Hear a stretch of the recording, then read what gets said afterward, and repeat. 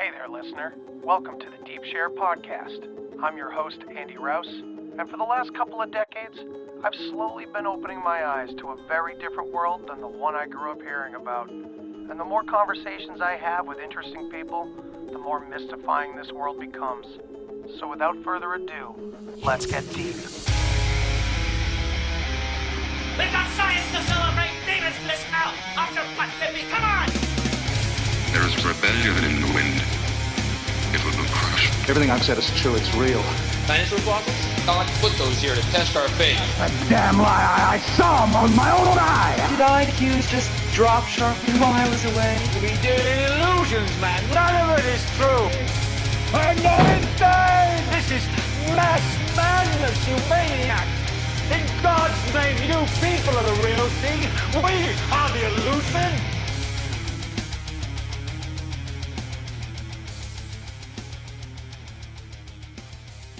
Welcome back to the Deep Share Podcast. Now, a topic I brush over here and there and I bring up in context with other things, but yet I'm really passionate about is Sasquatch, believe it or not. I know I don't necessarily focus on a lot of fringe cryptid stuff or paranormal things, but Sasquatch has always had my heart in some way. And so I decided I'm going to start a series here. So this will be the first of many episodes where I kind of explore and focus on Sasquatch. So I'm really excited that finally I get to do something like this. And for the first episode here, I've been following a program on YouTube called Small Town Monsters for years now. And one of the great series on there is Beyond the Trail. And I'm so happy to have you here. Everybody, welcome Aleksandar Petakov. How's it going, man? Awesome, man. Thank you for having me on, and looking forward to talking Squatch with you here. Hell yeah, man. I've been following your work for quite a while now, and I thank you very much for all the work you do, because I think you shine a light on a lot of different perspectives, and you're getting your hands dirty, you're putting your boots down on the ground and getting to the field work, which I think is the most important. And yeah, it's been really great looking at all the work you've done over the years, man. Thank you. Yeah, I mean, I think a big part of it is just being able to get out there. And I think that's actually a big part of why we kind of started this series was I felt like, there's a lot of people doing field research that aren't documenting what they're doing. There's a lot of people documenting what they're doing. It's just them kind of in the woods with a camera. We kind of felt like, we could maybe do that a little better. I'm not saying that to knock at anyone, just saying kind of give it a little bit more production values and take some of the stuff that traditionally Small Town Monsters and even some of the stuff I did prior to that series was, more of a look at a particular case, whether it be the Lake Champlain monster or Sasquatch, where it was just you're interviewing a witness or a researcher and you're kind of following in their footsteps. Whereas this is a really cool opportunity because I get to cover cases that I've always personally been interested in, things that I've researched that haven't seen the light of day, stuff that I just did on the side, even when doing documentaries on these topics. So that's what's been really cool about it. And I'm glad people enjoy it, and it's awesome to know it's pretty well received. Yeah, man. Excellent. Yeah. So for my audience who may not be familiar with you or Small Town Monsters or any of it, give us a little bit of background. My first question would really be, what came first for you, Sasquatch or a love for filmmaking? That's a good question, actually. I'm not sure. It's like that's the chicken and the egg question. Nobody really knows, right? Everyone's got theories. No, I mean, when I was younger, I grew up, I'm a kid of the 90s, so I grew up watching a lot of the classic documentaries, and obviously there was a lot of stuff going on at the time. Jurassic Park, The Lost World, The X-Files. I mean, there was just a great time for entertainment, media, whatever. But there was also a lot of great documentaries. I grew up watching a lot of documentaries about paleontology and dinosaurs and stuff like that. So it wasn't until I was on a family ski trip in the late 90s with my folks, and my dad told me the story of the Yeti. And that kind of is something about being in the mountains and looking up and saying, well, there could be something up there. It just kind of clicked. And I think that the two passions just kind of progressed naturally. My interest in the Sasquatch topic, cryptozoology in general, it would wane over the years. I kind of got in and out of it, but after I got out of school in about 2015, I decided to start just kind of on the side as a passion project doing documentaries about cryptids. So I did a documentary about the Loch Ness Monster, and yeah, that was kind of my first foray into the topic. And then after that, Sasquatch. I originally wanted to make a feature film just about Sasquatch, a documentary, and I realized that I was getting a lot of stories and a lot of people I was being connected to, even in my local area here in New England. You're going to Northern California, places like that that are kind of historically known. I realized, oh, this is going to be too much for one film. So I just kind of started putting little documentaries out on YouTube, and later down the road started talking to Seth Breedlove of Small Town Monsters, and we started collaborating, and I did the On the Trail of Champ series back in 2018, which was about the Lake Champlain monster. You might see that poster up there. Yes. Which is really cool. Done actually, the art on that cool story was done by Steve Bissett, who was one of the original concept designers and kind of drew the original Swamp Thing from the comics. So that was a really cool connection. He's a Vermont guy, and he's actually in the documentary as well. But yeah, backtracking a bit, just like I said, the interest kind of went together, but it wasn't until after I got to school that I really decided to start looking into this stuff myself. Not being so much of an armchair researcher as I would have been previously, actually getting out in the field. I started hanging out, going out with Bigfoot researchers in my local areas and in other places. And sometimes I would film it, sometimes I wouldn't, but that's kind of how it all sort of progressed. And I guess now I am where I am a few years down the road. And yeah, definitely been interesting. Yeah, that's excellent, man. Yeah, you've gone from New England to Alaska to all over the place, and you've recently just got back from Alaska, right? I did, yeah, and I appreciate you putting on hold the podcast. I know you'd reached out to me a while ago, and I was like, well, I'm going to be in Alaska for about a month, so it's going to be tough for me to schedule a podcast.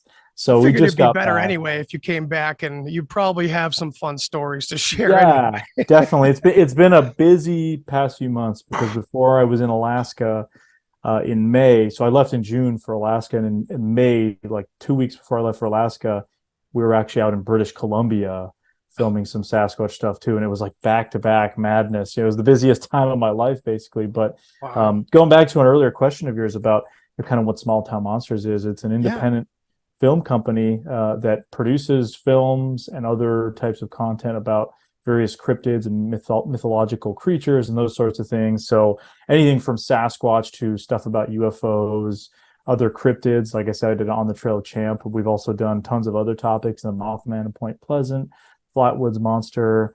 We're doing something on the Chupacabra. There's just pretty much anything you can imagine. There's been stuff, and even obscure stories like the Bell Witch. So there's kind of multiple Small Town Monsters venues, I suppose. There's a lot of stuff is like the films that go to Amazon or video on demand. Then there's the YouTube stuff, which is more of what I do. So my series, as you mentioned, is called Bigfoot Beyond the Trail, or Beyond the Trail. We kind of use them interchangeably, I guess. But that series we started about 2 years ago, and the whole point was, as I mentioned, just sort of getting out there and showing some of those cases, and actually the whole Beyond the Trail idea of getting away from just going to a spot and sitting in your car or whatever. And we've done that, of course. I mean, but there's a wide variety of stuff that we kind of attempt, but taking also my love of backpacking and being in the wilderness and just kind of applying that as well to the series. So yeah, long story short, Small Town Monsters, it encompasses a lot, but you can check us out on YouTube or Amazon, and you'll find stuff here and there, and you'll probably find something you're interested in. If not, keep scrolling and you'll find another film that maybe, if you're more into the Fortean stuff, more paranormal versus more Bigfoot, there's kind of something for everybody. And the crossovers, man. I mean, that's what I love about it. That's the most fascinating thing about it to me is all the crossovers between these kind of subcategories that Small Monsters covers. I think it's great. Shout out to Seth. He's definitely put together a lot of great content over the years. And your series got me. I think the first one I ever watched was your first Granite State Bigfoot video. Oh, wow. And for everybody listening that isn't familiar, these are like episodes per se, but they're full-blown documentaries in themselves, basically. Every one of them is a different expedition, different interview clips here and there, because you're still doing interviews too, which is great. Like, it's just awesome how much you're encompassing. And I felt at home watching that, because of course I didn't know you were from New Hampshire or lived in New Hampshire in this area for a while. And of course we connected over that with the mountaineering, because I've been mountaineering as well for about 15 years now. Nice. And oddly enough, that's where I came into the Bigfoot world as well, unsuspectingly, because I did have a run-in of some kind in New Hampshire, and it was right in the Crawford Notch area, and it's really thick in there when you get down in the valleys. And of course, I'm sure you're familiar with this, that up in the White Mountains, it can get pretty crowded here and there, but you can find your own campsites away from the crowds Oh, if yeah. you just go out, if you're willing and not afraid to go off trails. But it is thick friggin' forest up there for sure. So I'd love to talk to you more about like what your experiences were like in New Hampshire, and if you plan on doing more there, whatever, just. Yeah, absolutely. No, it's interesting. Crawford Notch, definitely. I've actually got, I think, 1 or 2 reports from Crawford Notch that I've gotten over the years. So I've got, I think at this point, it's over 50 at least sightings that I can kind of confirm. And when I say confirm, I mean, I've been able to follow up on them, or either talk to the person, email with them, message with them, whatever. I think I've got about 70 or 80 that are actually just total. So I've got a bunch, and I've actually got a lot coming in now after my last video too, which was about the Granite State as well, which was kind of a return to it. Yes. But Crawford Notch is an interesting area. Yeah, like you said, the White Mountains, I know it well. I mean, I hiked obviously all the 48 4,000 footers. So congrats. I've hiked, Wiley and everything in that area, and it's beautiful. I mean, and there are a lot of reports from some of those areas. It does get crowded, but man, can't tell you the amount of times I've been on hikes out there and been maybe a handful of people. Mm-hmm. I mean, people love those fair weather days, not those days where nobody wants to be out there. Or I used to do a lot of sunrise hiking too. We would sleep at the trailhead, well, at least if you're allowed to in certain areas, but whatever. We'd sleep in a parking lot. Sleep in our car. Yeah. Yeah, exactly. And so we'd hike up at 3, 4 in the morning, get up there and just eat breakfast as the sun's coming up, and there's no one. And then you're heading down the mountain, and it's like that's when everyone's coming up, and they're thinking, oh my God, when did you start your hike? Like, you don't want to know. But yeah, no, New Hampshire is obviously a very interesting place. I've grown up here, so I'm a little biased, I say, when it's one of the best states out there. I would agree, though. It's a small state, but there's a lot in it, a lot of history, obviously, and I don't think people, at least, I mean, I've traveled across the U.S. and North America at this point. A lot of people underestimate it. They don't know what New Hampshire's like. They think, especially on the West Coast and out West, I see a lot of this attitude of people thinking, oh, this whole area is all just New York to Boston, suburbs, urban. There's no woods, wilderness. Nothing. Yeah, it's all yuppie. Yeah, or something like that. I mean, no, they don't. And I live in a place now where I have moose and bear, like literally in my yard. So it's that's incredible. This kind of stuff. New Hampshire is the second most forested state in the U.S. after Maine. So it's not a big state, but there's a lot jam packed. And I mean, the White Mountain area is a quarter of the whole state, basically, is the White Mountain National Forest. So that's a lot. I mean, that's hundreds of thousands of acres combined with all that wilderness just north of there that's not federally protected, but it's just woods, right? And those millions of acres in Maine and Quebec, and then the Adirondacks and Vermont. I mean, you have as much habitat forested here as you do in certain parts of the West Coast, where they have some of those kind of rainforest green belts, like in Oregon and Washington. And people actually get surprised, but look at it on a map, and it's pretty interesting. So yeah, New Hampshire has a long history of weird activity, weird sightings of Sasquatch-like creatures. You got stories of the wood devils that go back to the 1800s. I've done some research into that. I've been able to confirm that's a pre-internet story. I know people that grew up in Coos County in the northern part of New Hampshire that talk about having experiences, or talked about their grandparents or parents even warning them, oh, don't go too far out of camp or the wood devils will get you. So it's kind of like a cautionary tale, but the description fits a lot of the modern Bigfoot sort of stuff, the way the wood devil story is described as these tall, hairy creatures. You could almost walk into one before seeing it. They let out these loud screams. I mean, that sounds pretty analogous to a lot of more modern, what we'd call Bigfoot or Sasquatch reports now. But you see that all over North America. You have these stories that predate that Bigfoot and Sasquatch name, which is kind of just culturally, colloquially, what we refer to the topic as. You have all these little local stories that go back to the 1800s or even prior. Wildman, gorilla, just so many different names. The Falk Monster, Ohio well, not ice the Ohio giants. grassman, but yeah, just all this kind of stuff. The Mogollon monster in Arizona, just so many. I mean, I could just start listing a bunch of them off, but New Hampshire definitely has some of those stories, and I can share a pretty interesting story with you here if you'd like to hear about. Oh, absolutely, yeah. This story that because you're in New Hampshire too. I'm throwing this out there. I hope somebody can finally put me back in touch with somebody who knows about this story. But about 2 years ago or 3 years ago at this point, in 2020, it was right before COVID started. I was doing a library talk over in Dover, New Hampshire. Sometimes I'll do these library talks every once in a while. I've been doing them for about 4 years or so now, where I'll get invited to a local library. I've done one, I think, in Portsmouth, Nashua. Was it Guilford? A bunch of places. That's not, awesome. not I'll really have to keep important. track. I'll have to come up. And I might have one in the fall. Yeah, I might have Excellent. one coming up in the fall for Halloween. A lot of times they do them in October. They do like Halloween programs and they want Bigfoot stuff. But my Nothing favorite like part New England about around that time of year. oh, exactly. I mean, completely no place better. But Right. so I'll get invited to do these kinds of things, and my favorite part is afterwards hearing the stories that people share to me afterwards. Either they've had personal encounters, they know somebody, and this one happened to be early 2020, like January or February, so right before kind of everything went crazy.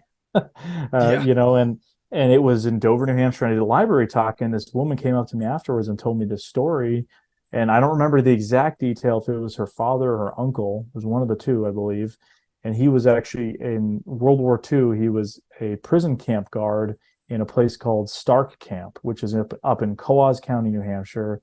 It's middle of nowhere. The camp has been demolished, but it was a POW camp where they had German prisoners of war during the Second World War. So this guy was up there. He was one of the guards, as would be customary. I mean, you had these prisoner of war camps around the U.S. And one of the interesting stories, actually not related to this story, but there was a famous escape from that Stark camp where one of the German POWs got out, and I think he got apprehended a few months later in New York City.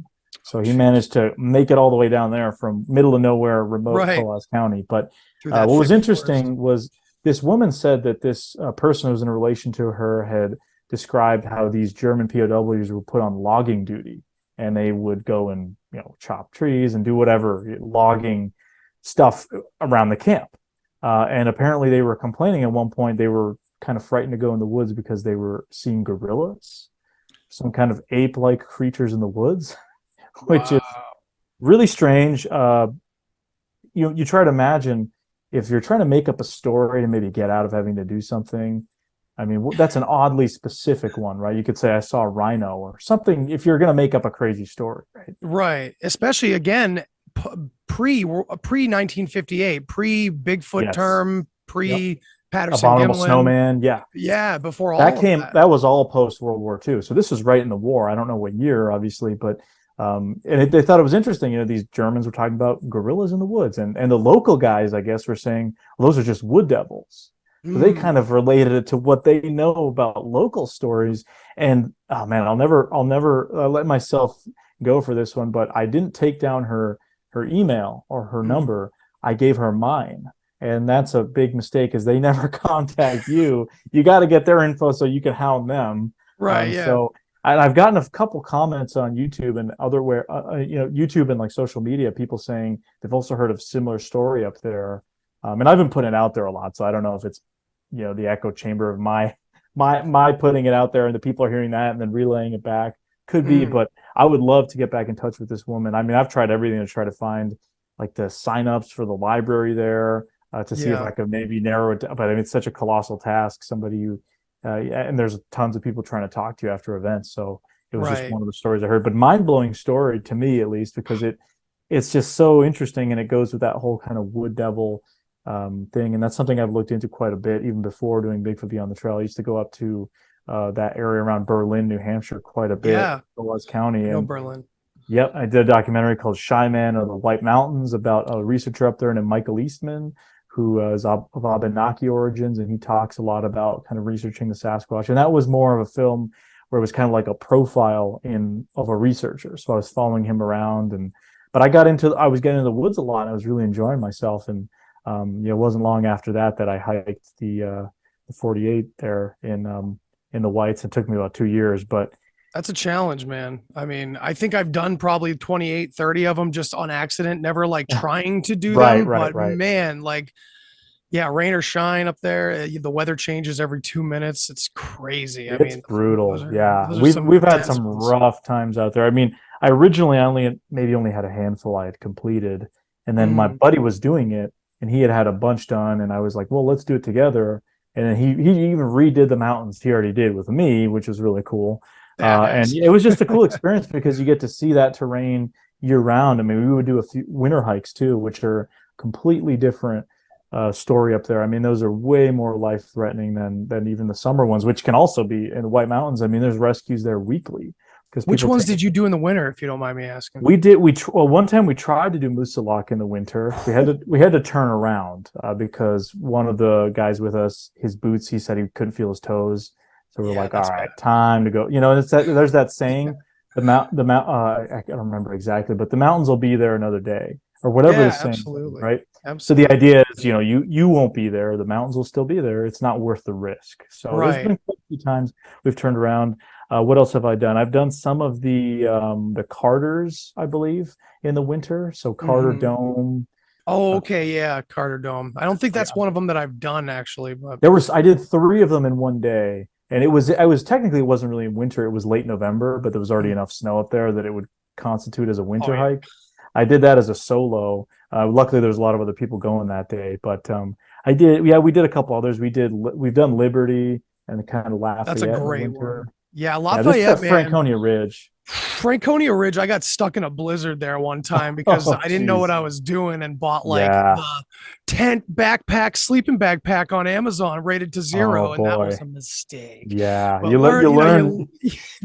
the hard lessons are Oh yeah. I mean, you you got to learn go what through them. that kind of stuff. It tests what gear works and what doesn't. You learn pretty Yeah. quick what works and what doesn't, and that's what I love about kind of testing your gear out in the field like that. But yeah, Yeah. the White Mountains, what an amazing place. I mean, seeing it from in all seasons, from dealing with bugs to being up there in the fall or other periods of time. I've only done a few of them solo. I preferred obviously doing them in a group just because of the kind of safety concerns there. But it's cool to challenge yourself a little bit and do a Yeah. solo, that sort of thing. But Be it was an alone in the awesome dark time. out there. It's Yeah, wonderful. I mean, I did Garfield alone one year. It's not that hard of a mountain. I That's a mean, I don't cool remember. one. Yeah, and it's That's got the one that with like the little. cement box at the top, right? Yeah, the cement box that was from the old fire tower. And Right. I did that. I started later in the day, and I knew I was going to be hiking out in the dark. And for like the last 2 hours, I was hiking alone back in the dark, and you're just kind of like in your own world. It's different than hanging out in the woods at night. Like I've been out, especially the last few years, out in the woods alone at night doing Sasquatch type stuff, where Mm. I'm just stayed in one place, or I'm hiking just a little bit in. This is different because you're just trying to get back as quick as you can. So you're not, and you'd have a porcupine coming next to you, you'll have whatever. You're just kind of like, I'm just doing my thing. If something Right. happens right now, so be it. But yeah, it's hiking's awesome. I really enjoyed getting to do the 48, and I've done a bunch of them since. And there's just a bunch of other little hikes too. They're awesome up there. Yeah. But yeah, those 4,000 footers and above. I mean, Mount Washington, obviously the presidentials are gnarly. Yeah. Mount Moosilauke, the whole Franconia Ridge is incredible. What a beautiful area. Oh yeah. And you know, the presidential traverse doing all the presidential mountains. It's funny because you got Washington right in the middle, basically.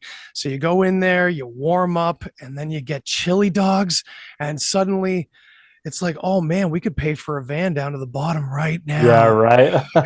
No, no, no, get back out there. You got I 4 or know. 5 more to go, you know? I haven't done a presidential traverse yet. I want to at some point, but yeah, we've done. It's funny going up to Mount Washington. I think we did it. We did Mount Monroe in Washington. We stayed in one of the AMC huts. That was like one of the few times I stayed in them, which was cool because you could just hang out all day in that alpine zone. But we Yeah. go up to um, the Mount Washington Visitor Center, the state park or whatever, and it's just you see the line of people waiting to take a picture with the sign with the Yeah. elevation 6,288 feet or whatever it is. Right. And you're like, none of these people earned it. They all came up the train or they drove up or whatever. So my buddy and I Have cut the that bumper line. sticker with Yeah, right, this right. car climbed Mount Washington. Yeah. So yeah, I mean, it's a cool place, but it gets pretty packed. There's definitely other mountains in that area that are much more like Mount Adams, probably one of my personal favorites. Just like the views up there. I mean, and we hiked down. We did it combined with Madison, and Mhm. that was probably one of the longest single hikes. We started that like really early in the morning. It was an all day hike. We came down this crazy trail, which is on the terrifying 52 or whatever, or not the terrifying. Ooh, I might have, There's a list. Oh man, what is it? The there is terrifying. that list. I know what you're talking about. The And this terrifying trail, trails of New Hampshire. yes, this one we came down this thing, and it takes you into the Great Gulf kind of area on near Okay, Mount I'm Adams. familiar. Yeah. And the trail is called Chemin des Dames, which was named after the bloodiest battle of World War One, which I think should be some sort of indication that it's brutal. But I mean, there's sections you're rock hopping for so much of it. But there's even a couple sections I remember where you have to descend through like a little cave, just a little kind of rock area. You have to take your backpack off, lower it down through there because you won't fit, and kind of wedge your way down through it. I mean, my friend and I, after just doing 10 hours of going up to Madison and then Adams and coming down, we were like, oh my God, this is, we should have just taken the other trail down, the airline or whatever it was,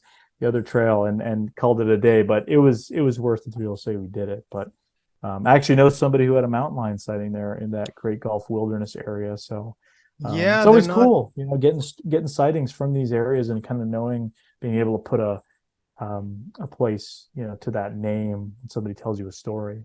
Yeah, especially when you've traveled all over and you've talked to so many people around, and the legends, the names change, but they all sound very familiar depending on, pretty much everywhere in the lower 48.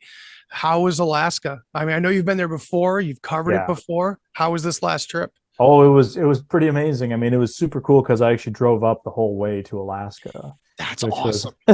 Was I gotta say, I mean, now the idea of doing like a 4 or 5 hour car ride is a joke. I can do that, in my sleep basically, because Right. we're doing 12-hour days, just hauling butt to get up there. But yeah, it was an incredible trip. So I was in Alaska for about a month total, month and a half if you include. There was kind of like a week on each side for the drive up.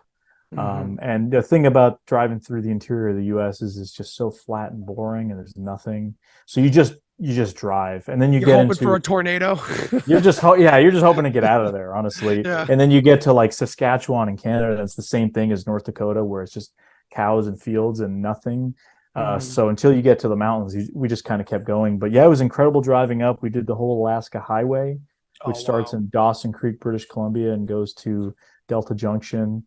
And then I spent a week up in interior Alaska by Fairbanks, and we drove out to the middle of nowhere, literally the geographic center of Alaska, a place near Manly Hot Springs, which is about 2.5 hours outside of Fairbanks. And you're in the middle. Like if you look at it on a map, it's the geographical center of Alaska. And we were at a sighting location where a guy had seen something kind of crossing the road. And I mean, it's the middle of nowhere. There's no reason for somebody to be dressed in all black, human-like creature in this area. And we got destroyed by the bugs out there. The mosquitoes were crazy in that interior part.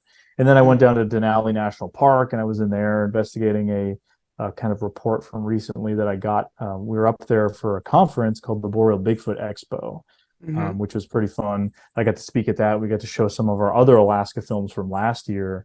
And then I got a lot of these cool stories from people telling me their stories, the locals. Again, it's doing these events, kind of like the library events here in New Hampshire, just you get the stories from the locals, and it can shift your plans. Say, all right, well, I'm going to make a detour to Healy, Alaska, because this guy has this weird story of finding these footprints, and his dog found a caribou leg and walked out with it, and they thought it was really weird. And it's an area where there's missing people cases and other Sasquatch reports. So that kind of stuff can just change, being dependent on the stories you get. And then after being in interior Alaska, we spent 2 weeks out at the cabin at Area A, as it's called, which is featured in the Alaskan Coastal Sasquatch Part 1 and 2. So we spent 2 weeks out there, and that's a completely different environment from interior Alaska. That's coastal temperate rainforest down on the Kenai Peninsula. I mean, it rained for like 10, 11 days straight. And it's that foggy, kind of creepy, spooky environment. Even in the film last year, I think it's an inaccurate representation of that area, because last year we were there for a week and we had such great weather. It was sunny the entire time. We had one day where there was rain. This time it was sunny for like 3 or 4 days, and the rest was rain.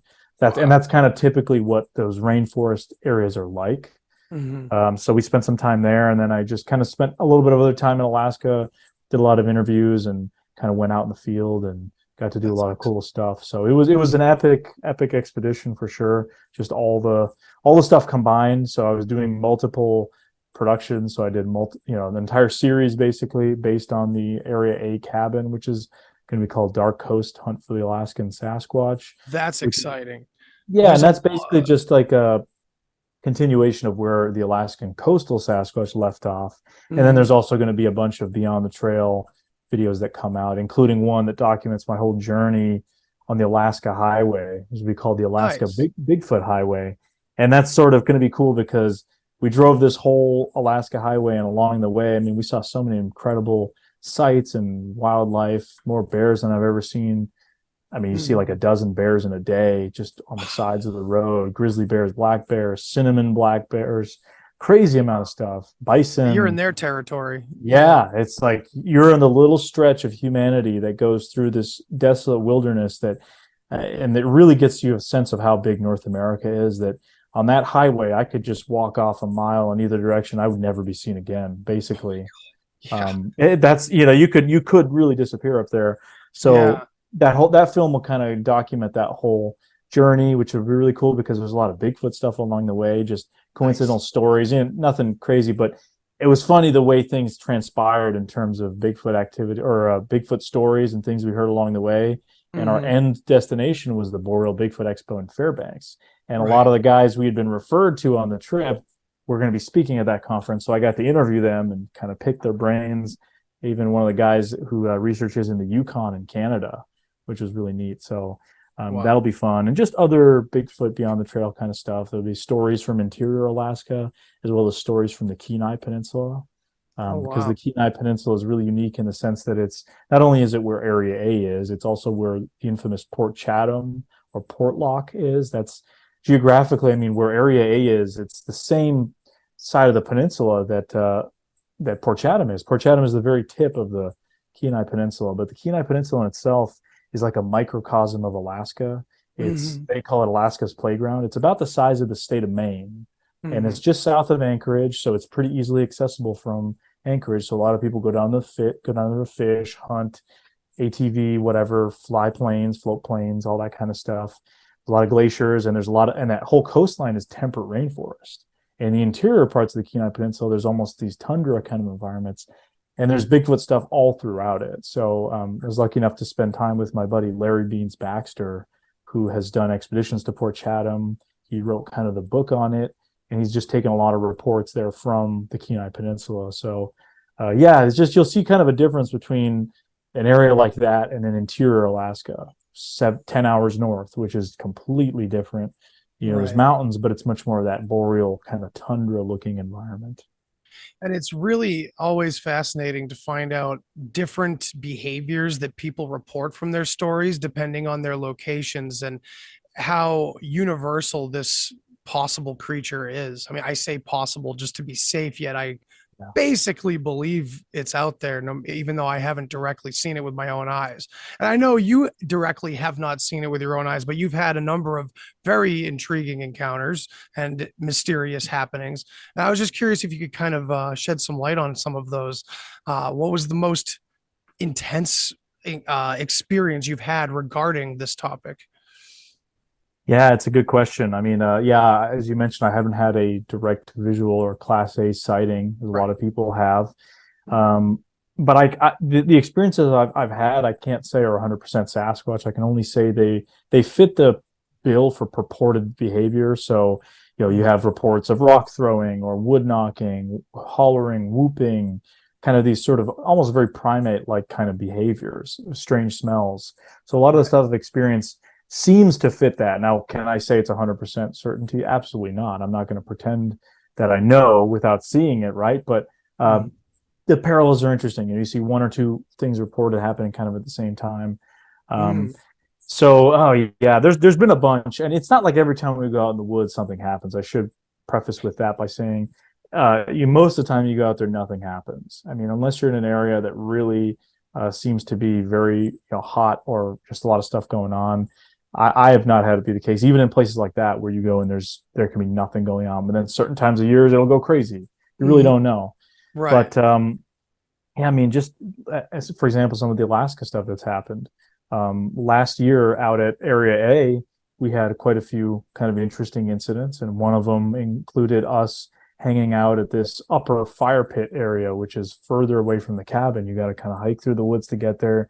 And it's on a cliff, and it's got a hill above it, and this whole area is covered in moss.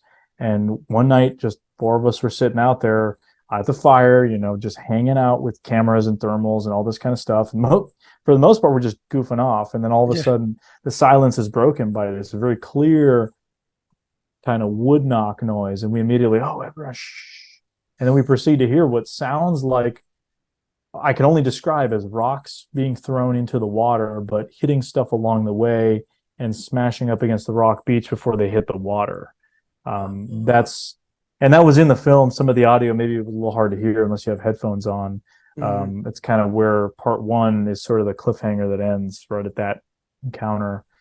And it was just weird. And that kind of happened a few times. And we're all kind of like, whoa, what the heck is going on? And then you get another absolutely clear kind of wood knock. So that's interesting that's going on at the same time. And the wood knocks sound like they're up on the hill above us. We're all kind of caught dumbfounded because you can only prepare yourself so much. You think, if I see this thing, I know I'm going to be ready, right? I'm going to have my phone or my camera out, but then usually it all falls apart. Yeah, that's exactly what happened here. We're kind of like standing there holding cameras and thermals, and then it kind of finally snaps in. Somebody roll. Luckily, we had audio going the whole time, but cameras start rolling. We start scanning with the thermals. We don't see anything, but it was weird because the rock sounds. It sounded like distinctly something was coming through. And it wasn't near us. It was kind of, we were on this kind of edge of this cliff, kind of towards the end, this little mini peninsula that goes out. And that's where the rock sound, or these things, sounded like something is traveling through the trees, and you kind of hear it hitting soft stuff along the way, and then smashing rocks on the beach, and then a splash. It's not like we just heard a splash, which could have been a salmon or a fish jumping or a seal or an otter slapping, because they will do that kind of stuff. This was very distinct, and it was intertwined with the wood knocks, which was kind of weird. So that was one instance that was just interesting, and it was just like a sudden outburst, happened a few times, and then it was nothing, and it died down again. It's just enough to kind of get you thinking, what is going on? So that's some of the Alaska stuff. I don't want to always tell the same stories, but I'm trying to think. Yeah, so another time was... this was a cool one. This was kind of wood knock kind of thing. And we were backpacking in the high Uintas in Utah. Ooh. Beautiful. We were going to this alpine lake, beautiful place called Amethyst Lake. I mean, you've got it's a really interesting area, the high Uintas. It's kind of this offshoot of the Rocky Mountains. It's still technically part of it, but if you look at it on Google Earth, it's a very interesting area. And geologically, from what I understand, it's very fascinating, very remote. I mean, you cannot really drive around in there to get to many places. To get to many places. We actually had to drive from Colorado, go into Wyoming, and then hook down to get into this area we wanted to get into. We parked at the trailhead, and we had like a 6-mile hike up to this lake. Not that bad, right? 6 miles is not that bad. But you're already starting at like 8,000 feet. And this lake is up at 10+ thousand feet. Wow. So you're getting that elevation starting to kick in. And we're hiking up. It's just myself and Eli, who was doing Bigfoot Beyond the Trail pretty heavily with me at the time. This was kind of towards the beginning when we were still trying to figure out what this series was and kind of get out there. But we're hiking up, and it's getting dark. We'd already hiked about 5 miles at that point because we had started later in the day. And, it was just getting dark. There was actually what looked like a little hailstorm had just come through. So that was kind of weird. So we're looking at these like pieces of hail just hanging around. And then we just keep going. And all of a sudden, randomly, as we're walking through the trail, we started singing at one point. We're tired and bored, and we were going to try to make it all the way to the lake. And looking back on it, I'm glad we kind of didn't, because we're just kind of walking. All of a sudden, the silence gets broken by this loud just smack on a tree, and we immediately are kind of like, whoa, caught off guard. We're thinking it could be anything, right? Sasquatch should not be the first thing you think. Like, absolutely not. It could be any number of things, but we're just kind of like, oh, whoa, that was weird. So immediately we start filming on the camera because we weren't rolling. And then we're kind of hanging out in the area. and we have our lights off. And then every time we would turn our lights on, we would hear like another knock from another direction. We heard one behind us. Okay, that was weird. So we turn the lights off, start getting the night vision out. We're looking around. We turn the lights on again, and in front of us, you hear this like just like two of them, two big smacks against a tree. And we were just kind of like, okay, this is really weird. It's strange because it's happening when the lights get turned on. I don't know. Interesting. Well, you know what that reminds me of, sorry to cut it. No, you're good. I thought of this. I've heard a number of times hunters feeling as though they're being escorted out of an area or guided away from certain areas by these wood knocks or presences of multiple Sasquatch sightings, that they're kind of being ushered away or a certain direction or something that the Sasquatch kind of want them to go. It's that's pretty ominous to hear from, especially hunters who, I take their accounts pretty seriously because they've seen everything, Yeah, definitely. I've heard stories like that. And what was so weird about this was it clearly didn't work on us, because we ended up making camp like almost right where that happened. We were like, all right, let's just go off the trail here. And this is where we'll set up our tent, because we're thinking, oh, if there's something in the area, maybe it'll come back in the night. I mean, whatever it is. Again, I mean, we're thinking could be all sorts of things, but it was just interesting. And this area, it is decently hiked, this Amethyst Lake, but it's the middle of the night. I mean, or after dark. It's not exactly like midnight at that point, but it's probably 10, almost 11. I mean, by the time it gets dark, this was in August of 2021. So we're just thinking, if this is a person, I mean, why would there be one over there and one behind us, or another animal? I mean, an elk or a moose, they're kind of clumsy. I don't know if they'd be able to do that with the coordination. And then we're thinking, okay, well, what other critter would be up here? Obviously mountain lion, but they're not known to do these kinds of smacking noises or anything like that. So we thought it was strange. We set up camp there, and then we hiked to the lake the next day. We hung out in the area. We went back to the same camp that following night. Nothing happened, and we had almost nothing going on.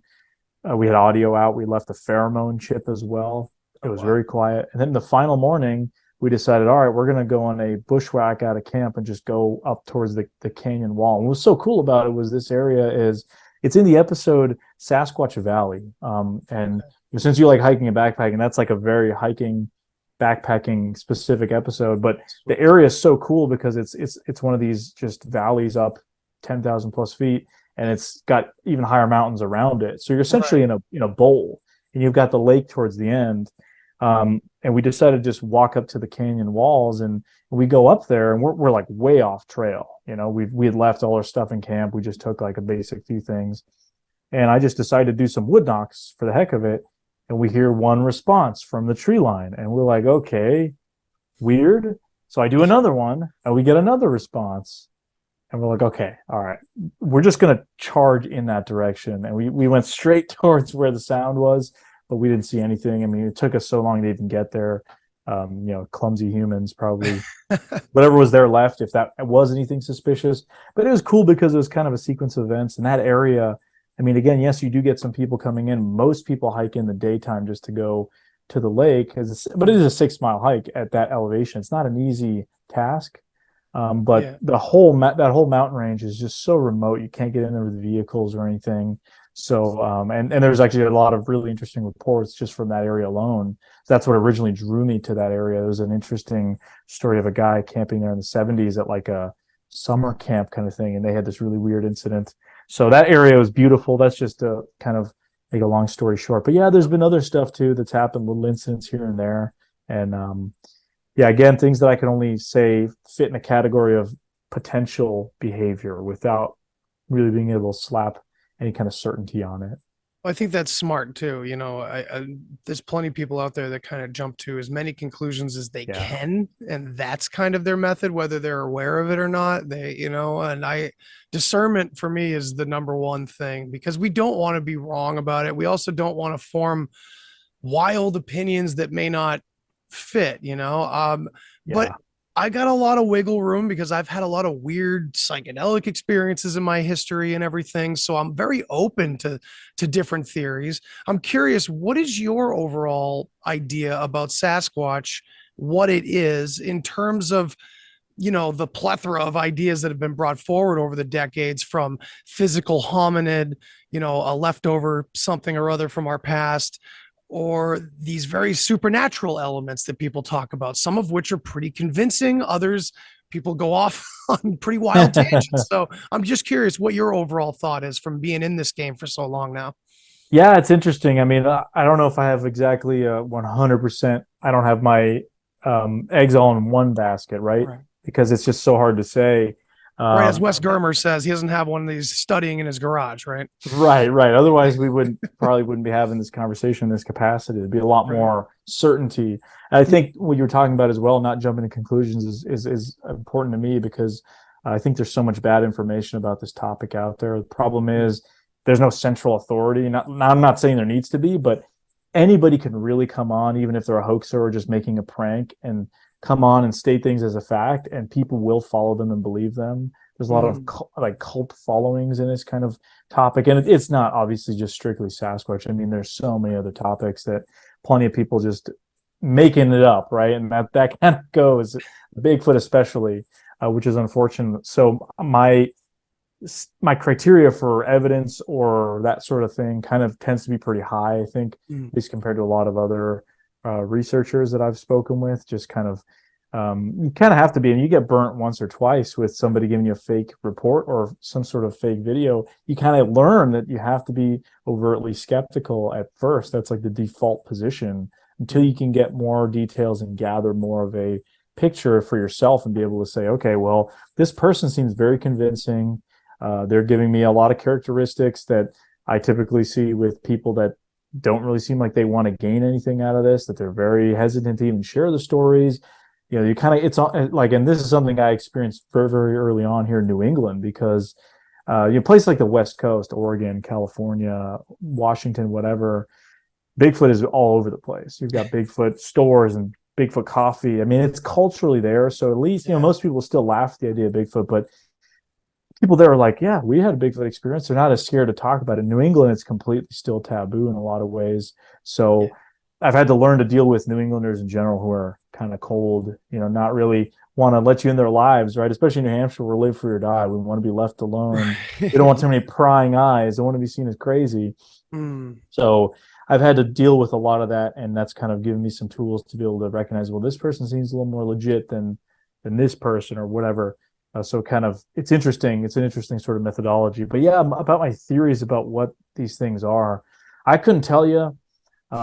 I just know based off of what I've observed. I try to go off a lot of my experiences and stuff that I've been told. Again, people that I've spoken with that I find pretty credible, that are from extremely professional backgrounds, that are trained observers, that are just, even if they're not from some super academic background, they're a hunter. They're someone who knows the back of the woods, better than anybody. And they are telling you, no, this is not anything I've ever seen before. I've seen everything else. And that you have to put that in a category of, okay, I mean, either this person is completely hallucinating and many other like them are, or there's something going on.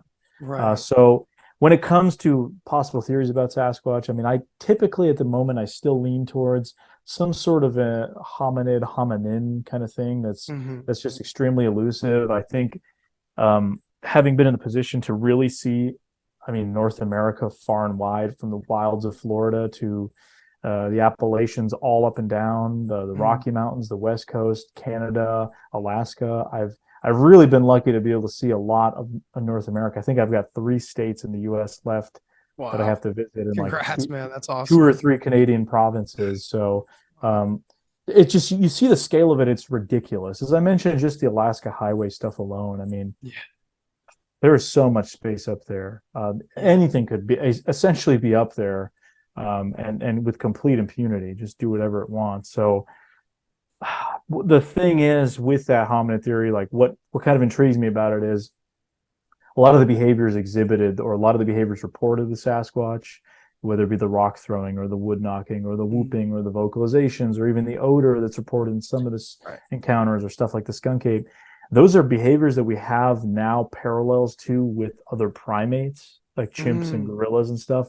And I'm not saying Sasquatch is a chimp or a gorilla. I think it's probably far from it, probably closer to humans than to gorillas and chimps, even though we are very close to those animals as it is. But that it seems to be a precedent, right? I mean, it's like if you talk about a different topic, something like Dogman, there's no precedent for bipedal canines, right? That's Right. at least biologically, and I'm not to discredit that topic. I'm just saying, a primate that walks on two legs is completely makes sense because we are an example of that. We have plenty of other primates that exist, whether they be small or large, that exhibit some of these behaviors. I mean, gorillas can control their scent glands when they're angry or agitated. Right. You only hear smell in like 40 or less percent of Sasquatch encounters report smell. Mhm. So is it maybe, and some people describe it coming and going. Some people even describe it, I've heard it multiple times described as the smell of the monkey house at the zoo. Right. It's like a very specific kind of smell. So you have that precedent there. Now, when it comes to the weirder stuff, generally, I find that those tend to be in the minority of reports that I see. At least like 95% tend to be, it was just crossing the road or it was going up the trail. It just tried to get away from me. It like slapped on the side of my cabin and ran off, that sort of thing. Very kind of mundane. I mean, mundane in the sense that type of story, that's not extremely extraordinary. I mean, it's like if you saw a bear just run off into the woods, you can describe it, it was just running off in the woods, right? It's just a very run-of-the-mill kind of behavior, which typically seems to fit what the Sasquatches are very elusive and they want to get away from us. But that minority of reports I do get of the weirder stuff, I do find that interesting. And I'm not one to negate or shut it down. I think maybe some people are scared to talk about those weirder elements, perhaps, even if they've had just a Sasquatch sighting. There's certainly some people that aren't afraid to talk about it, but I think those types of stories, especially in this kind of internet day and age where the most sensational story often is the one that travels the furthest, I think a lot of those stories tend to be just a little bit more on the interesting side. So that's what people, when they hear it on a podcast or on a show or a documentary, that's what kind of sticks out, where you can have 30 road crossing sightings in one area, right? And I mean, individually, one of those sightings is, I just saw this thing for 2 seconds as it crossed the road. That's it. Right. That's a lot less intricate, I guess, than somebody saying they saw it turn into a ball of light and all this other stuff going on. So, and again, I'm not knocking that at all. I do think the problem is, I mean, this is just in general with the topic, but when it gets to the weirder stuff, there's a lot more conjecture and kind of just, there's a lot of, it's like if you saw an orb in the woods, which I've seen stuff like that before. I mean, I've had UFO sighting and all. I know there's weird stuff out there for sure that we just don't understand. I mean, I don't know what's going on, but it's an interesting time to be alive, especially with all the UAP stuff going on. Yeah, that's an interesting one. Let's say, for example, you see an orb in the woods and then you see a deer run out afterwards. I mean, would you assume that deer is paranormal just because of the presence of the orb? Whereas, you hear a lot of stories of people saying, well, I saw a Sasquatch and then an orb, and that they're connected immediately because they're both mysterious things. Is it possible there's more than one thing going on? Yeah. Is it possible they're connected? Sure. I don't know. I'm not going to tell you one way or another. I'm just, again, I'm trying to run through my kind of thought process, which is typically a little bit, I take things with a grain of salt. So yeah, you just kind of have to, because even with some of those typical sort of, it was just crossing the road sightings, you got to run through the scenarios of, well, could have been this or could have been that, because not every eyewitness truly saw what they saw. Some maybe think they saw that, but especially if it's a fleeting glimpse from, it was 1,000 feet away or 1,000 yards away. I mean, like, those are rough. I don't know how you're gonna be able to tell a lot of detail from that.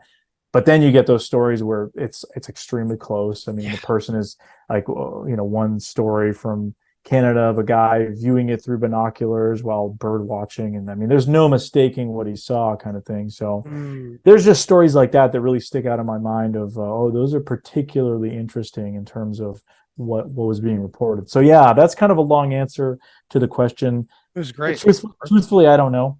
That's just what I'm gonna have to stick with. That's the best answer. Yeah. until we find out more, right? I mean, unless I have some crazy weird experience, I mean, I'm open to whatever, but typically most of the sightings tend to be more in line, and I go with what the precedent would be, and I mean, this obviously is a very anomalous topic in general, so absolutely could be connected with other stuff. I don't know, and it probably is some loose ends, of course, right.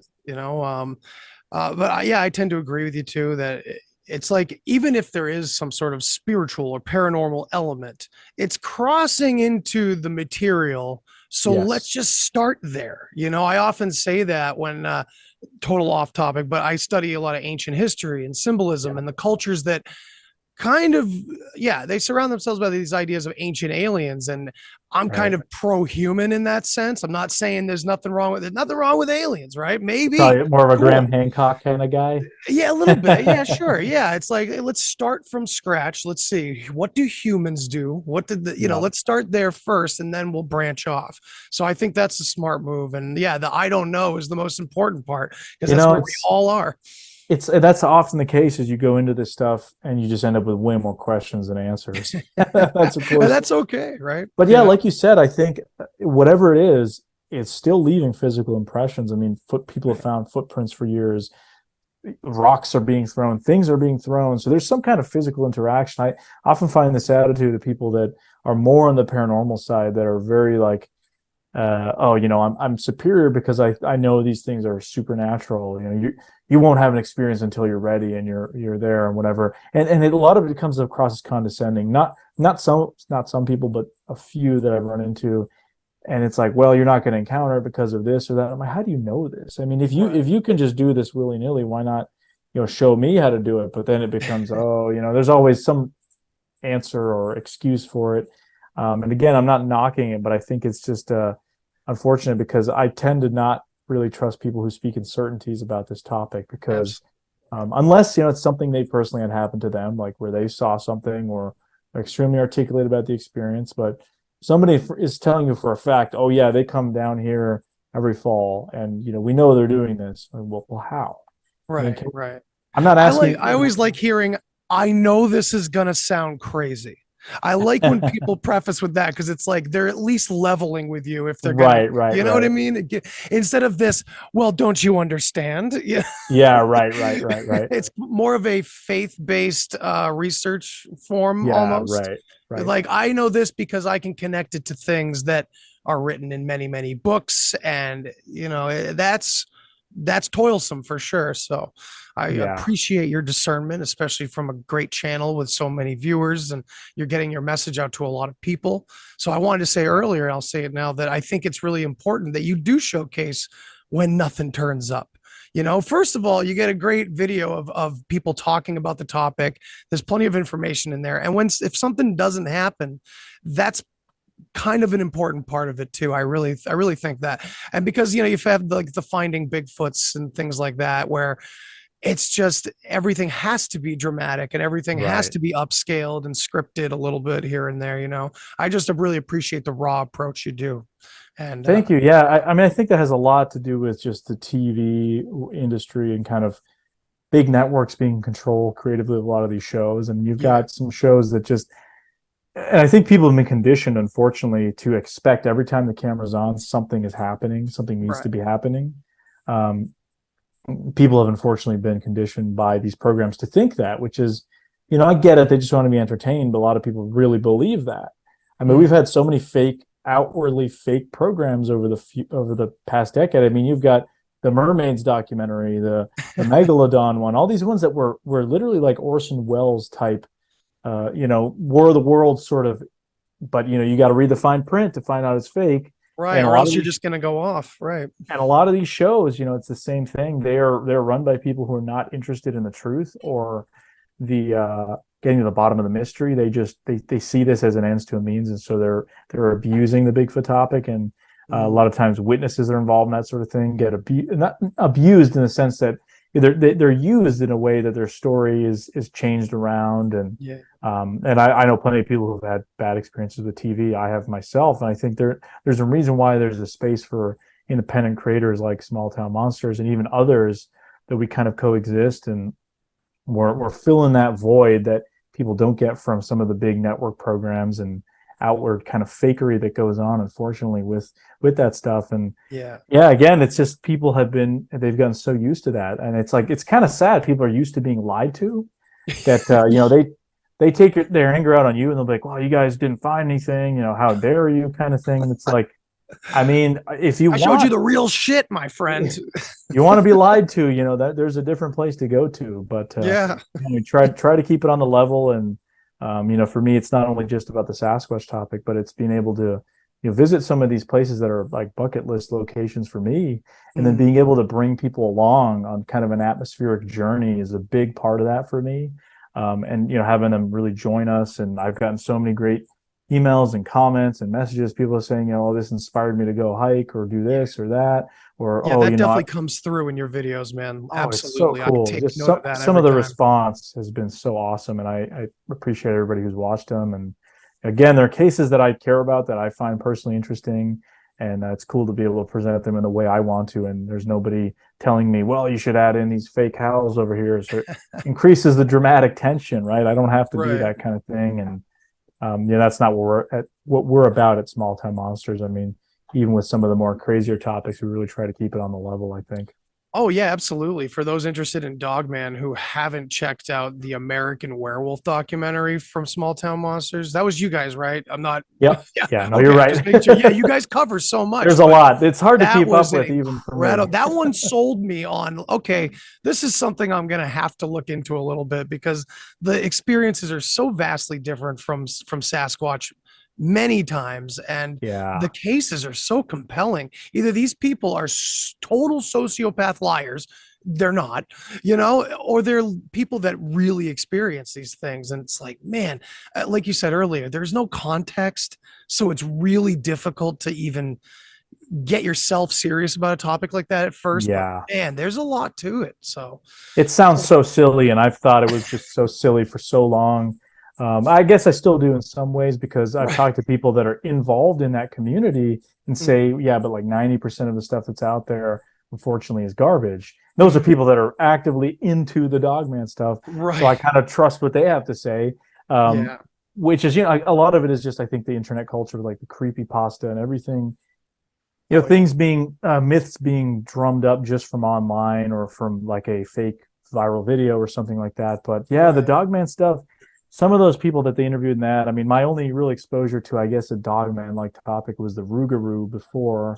I had done a different program on that in the past, and Small Town Monsters did a Rougarou film, and Beast of Bray Road. And I remember Seth telling me back in the day, must have been like 2018 or 19, saying, yeah, this Bray Road stuff, he's like, we keep running into stories of occult stuff and weird other like things going on in connection to the Bray Road story. So that always kind of made me think that there's something weirder going on to it than just, I don't know very many people who think there's a flesh and blood bipedal ape man, or not ape man, dog man that just kind of wanders around as undiscovered species. Like with Bigfoot, there's, again, going back to those, the kind of patterns that actually are seemingly plausible, at least the way we understand nature.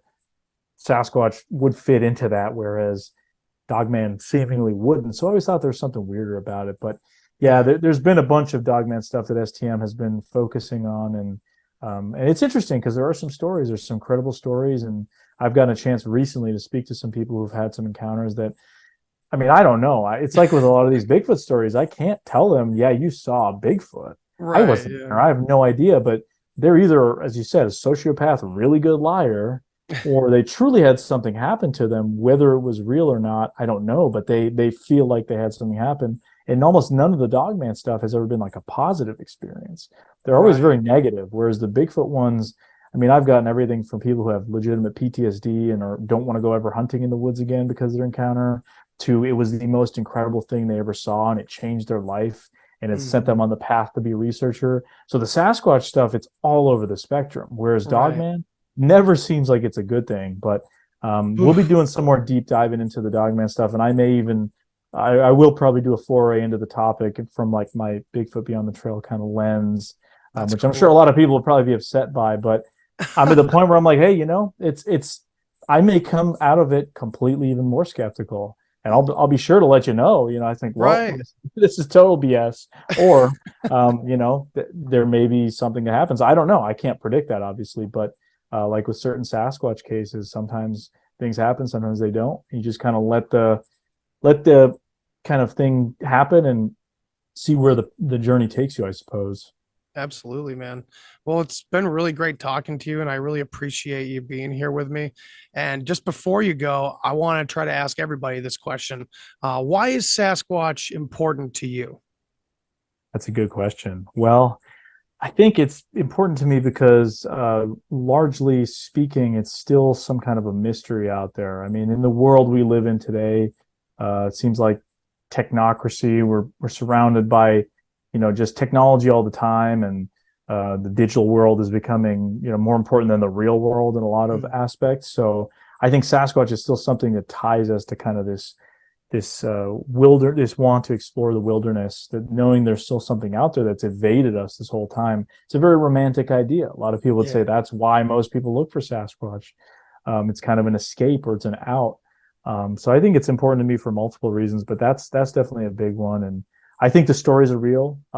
People have had real experiences. I can't say what they've experienced. I know I can really only speak about what I've had happen and stories I've been relayed. And there's something going on. And I think when you look at just adding up all the encounters and the consistencies and the geographical behavioral consistencies you see with some of these reports from people that are separated by thousands of miles, even hundreds of years in some cases, in terms of when things are reported, there's this startling consistency of behavior that speaks to me as some kind of a species that has some sort of a consistent sort of modus operandi of how they live and how they evade us. And I mean, you go anywhere around the world where humans live, and we have this similar kind of traits. So we may be adapted to different areas, but we're still humans at the end of the day. So that's what's so interesting about these reports, whether it be from the Florida Everglades or the wilderness of Alaska. People are reporting the same kind of thing, which is, to me, I think a big reason why it's important to me, and being able to share some of that information and hopefully inspire people to share their own stories and get rid of a little bit of that stigma can't be a bad thing, in my view. I agree. Well, again, thank you so much. Really appreciate it, Aleks. And everybody, please go check out Small Town Monsters on YouTube, Amazon. Check out Beyond the Trail. Aleks has done a ton of content on there. It's amazing. And yeah, this was really great, man. Appreciate you being here. Seriously. Yeah, thanks again for having me on, man. Absolutely. Everybody, thanks for hanging out with us and talking about Sasquatch, and we'll see you next time. Thanks for listening to this episode of the Deep Share Podcast. If you want to hear more, then hit that subscribe button. Follow me on all the social places. And remember, think for yourself, but don't always believe what you think. Till next time. Human sacrifice, dogs and cats living together, mass hysteria. Enough, I get the point.